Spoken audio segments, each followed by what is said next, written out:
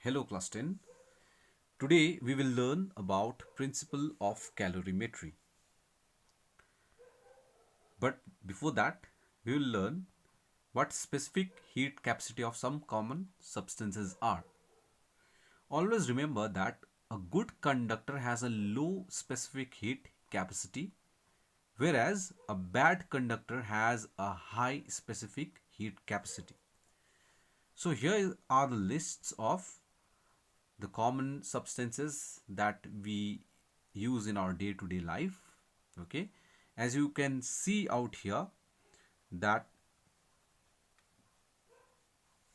the copper has 399 joules per kg per Kelvin of specific heat capacity, whereas water has 4180 joules per kg per Kelvin specific heat capacity. So the value of copper is less than the value of water. That's why copper is considered as a good conductor of heat, whereas water is considered as a bad conductor of heat. The principle of calorimetry. We all are familiar with this kind of picture. So here we can see that the glass of water contains some ice cubes. Ice, as it has temperature less than the temperature of water, so here the uh, will lose ice will gain heat from the water, and water will lose its heat into the ice. If this system remains insulated properly, that means if there is no heat getting out of the system, or there is no heat coming in towards the system from the surrounding, then the heat energy lost by water to the ice will continue until and unless both ice and water will come to the same temperature. So the principle of calorimetry says that heat energy lost by the hot body becomes equal to the heat energy gained by the cold body. So this process continues. The energy is lost by the hot body out here. The glass of water will lose its heat energy and it will pass on to the ice cubes, and thus the ice cubes will gain the heat energy, because until and unless the heat energy the flow of heat energy will continue until and unless both the temperature of ice and water becomes same. So the most important condition out here is that there should be no heat energy gain or lost from the surrounding. That means the system of this ice and water has to be perfectly insulated. There should be no heat coming in or getting out of this system to the surrounding. Now let's learn about the mathematical statement of the principle of calorimetry.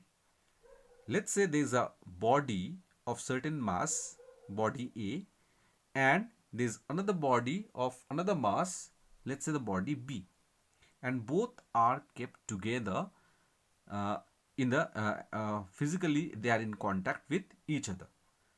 And if the body A has the mass of m1, its specific heat capacity is C1, and the temperature at which this body is at, let it be T1. Similarly, for the body B, let's say its mass is m2 and the specific heat capacity is C2, and the temperature of this body, let it be T2. Now here, as we can see, the red object, that is body A, is at higher temperature than the body B. So the temperature T1 is greater than the temperature T2. That means body A is at higher temperature than body B. So when these two bodies at different temperatures are brought together or kept in contact, then the hot body will lose its heat energy to the cold body, and similarly the cold body will gain the heat energy from the hot body and will become warmer. So there will be the change of temperature. Body A from T1 will become T, and body B from T2 will become again at the same temperature T. So T will be the same temperature for both A and B after the heat gets transferred from the hot body to the cold body. So there will be fall in temperature of A, that will be from T1 to T, and there will be rise in temperature of B from T2 to T.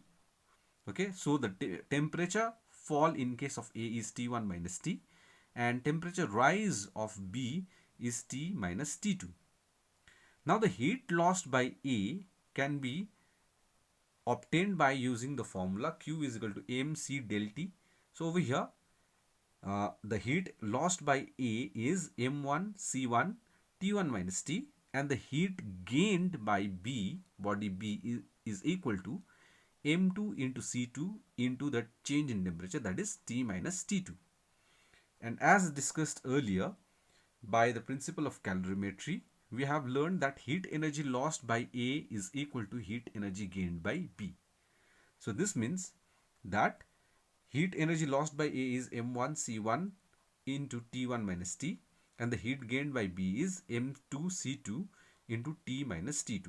So this is the mathematical statement of the principle of calorimetry, which we shall use in the upcoming video in order to learn the numericals.